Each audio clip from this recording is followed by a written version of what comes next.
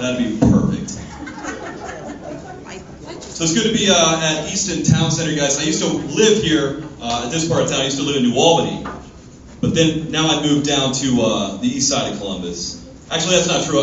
I didn't move to the east side of Columbus. I moved to East Columbus, like 20th and Long. No! Got one black person here. Everybody else is looking at me like, I got my GPS at any power. I have no idea where 20th and Long is. It's the hood, white people. It's a tough transition, though, you guys. Like, I used to do all my grocery shopping up here in New Albany at, like, Trader Joe's, Giant Eagle. Now I do all my shopping at my new favorite grocery store. Maybe some of you guys have been there. It's called Beer, Wine, Cigarettes, Auto Carryout. Now, Beer, Wine, Cigarettes, Auto Carryout, they don't have U-scan checkouts. Beer, Wine, Cigarettes, Auto Carryout doesn't have fuel perks. Beer, Wine, Cigarettes, Auto Carryout offers affordable prices on a variety of terrific items, such as The Princess Bride on VHS. A gallon of 2% milk that expires today. A box of Velveeta shells and cheese with a promotional offer to win a Sega Dreamcast. Now, I used to think that I lived in the worst part of town, you guys, but that's not true, because I've recently visited the casino. Have you guys been to the new casino? You know, we actually have people that come to our city and judge us based on where we put that thing. Like, welcome to Columbus. You're going to want to be inside the perimeter fence by 10 o'clock. The glass doors close at sundown. Be here. Tomorrow, you can join one of our well-trained and armed-to-the-teeth guards on a tour of the once proud Westland Mall. And I love the name, too, like Hollywood Casino, right? Like James Franco's having his Oscar party over there at the corner of Georgesville and Broad Street, right? And that opium den that used to be a media play. I've been to Hollywood, California, guys. I don't remember seeing a single J.D. Byrider. I didn't last too long at the casino, you guys, so I bounced across the street to the competing casino, the superior casino, Chuck E. Cheese. And you might say to me, James, you're almost 30. What are you doing at a Chuck E. Cheese? And I'll tell you, Chuck E. Cheese has draft pitchers of Bud Light for $3. Yes, and a ball pit. A ball pit. You are never too old for a ball pit. Just think about how much fun we're all having here tonight and how much more fun we'd be having if this were just one gigantic ball pit. A lot of fun. It is a casino, guys.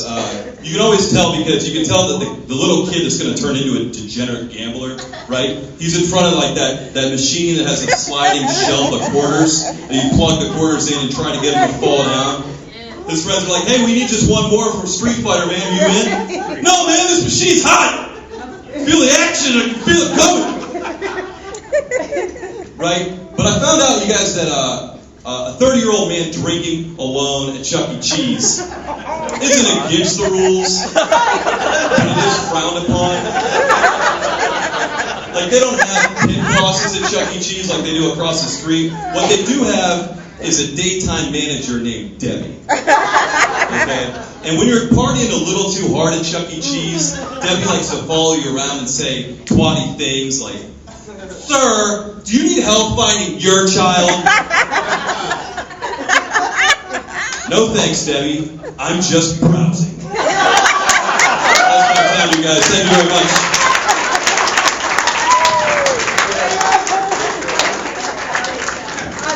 All right, guys.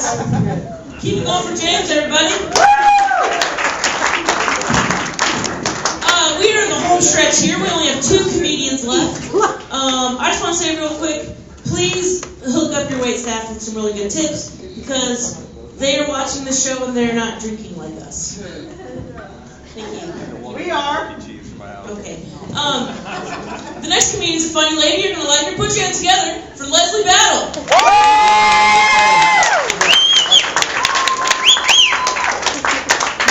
It's not Funny Bone. How we doing tonight? I seem to be the minority on stage tonight. Because I'm a chick. I scare some of the dudes, for real. What? You called out your one black friend, right? Judging by the shirt you're wearing, you know how hot he is. Just saying. Because you are, bro. For real. If you're reading the shirt, you're a chest man. If you don't know what the shirt says, you're a leg man. And if you're going, turn around, turn around, turn around, you don't know how stand-up comedy works. Fair enough? No, but as Anthony said, my name is Leslie Battle. For those of you who don't know me, I am 42 years old. I have 3 kids who are 20, 16, and 12, and I have been in the United States Army since 1988. Woo! That's my brother right there. No, I really do know him. He's not just drunk. But that being said, this is not false advertising. I have been divorced now for about 3 years. My ex-husband is a German-Irish guy. I say he is quite possibly the whitest white man in America because that fucker grew in the dark. I never forget he's sleeping. I mean, seriously, you, sir, you can see my ex-husband and you'd be like, damn, dude, get some fucking sun. You're making us look bad. For real. And seriously, this is not a joke. With them, I had 2 blue-eyed babies. Yeah. This is not vacation tan you're looking at, people. So, my first child with blue eyes was born, and I was kind of like, whoa, that was a little unexpected. But the second one, I'm just kind of like, now, God, I don't want to be blasphemous or nothing, but you do know I shop at Walmart, right? Having security follow me around like, whose kid you got? It's not something that I want to do very often. But, it's really funny because, yes, there have been occasions when I've been mistaken for the nanny. And the first time I got kind of pissed, because both of them weighed 9 pounds. I remember that. I would just like to have some credit. But the more I thought about it, the more I realized that I shouldn't be offended because people who think that I'm the nanny are making a couple of positive assumptions about me. One, they think I have a job. And 2, they figure I can be trusted with some little white kids. So they don't say shit to me when I'm trying out the grapes in the produce section. But no, honestly, did just go on vacation with my kids to Orlando. It was awesome. It was super awesome. We had a really good time. But what's really fun is, my 2 boys look like grown men. And my 16-year-old seriously sounds like Barry White. It's really kind of interesting. And so, like, one morning, I had room service, because, I would do room service at home, but they don't deliver. And the guy comes up into the room and everything, and he sees the 2 blue-eyed kids and the one guy with the goatee, and he's just like, so, you guys related? And I'm like, yeah, I'm their mom. He's like, what you talking about, Willis? And I was like, no, seriously, these are all my children. And he's just like, you are not that old. And I said, you just got a 40% tip. But it is kind of fun, though, when people don't assume that I'm my age. And I'm getting to the point where I like telling people how old I am, because I do. I kind of get that reaction like, you are not 42. And the best thing about, looking younger than I am, I can date any age. Because if I date a guy that's older than me, I look like the much younger girlfriend. If I date a guy who's younger than me, I'm totally being a cougar. It's awesome! Yeah.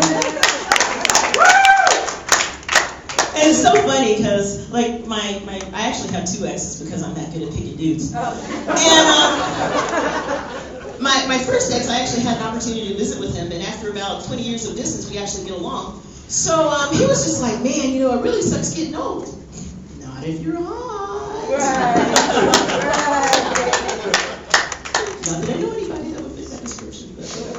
But seriously, yes, I have dated men that are younger than me, and it's fun. It's lots of fun. But, that whole cougar nickname kind of gets to me.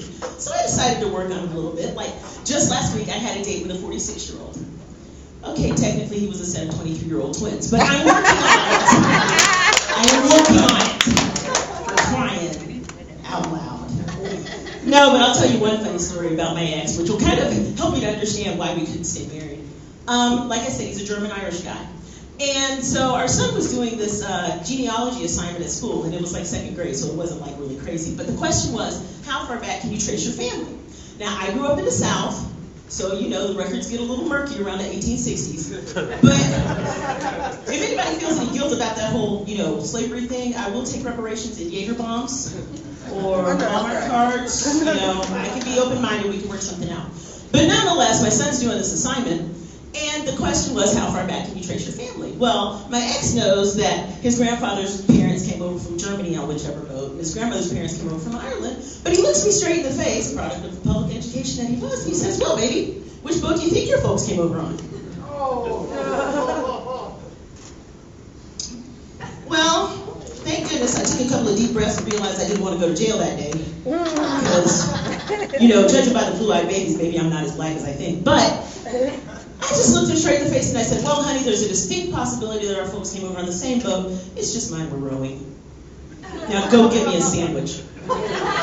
Thank you, Honey Bun. You guys have been great.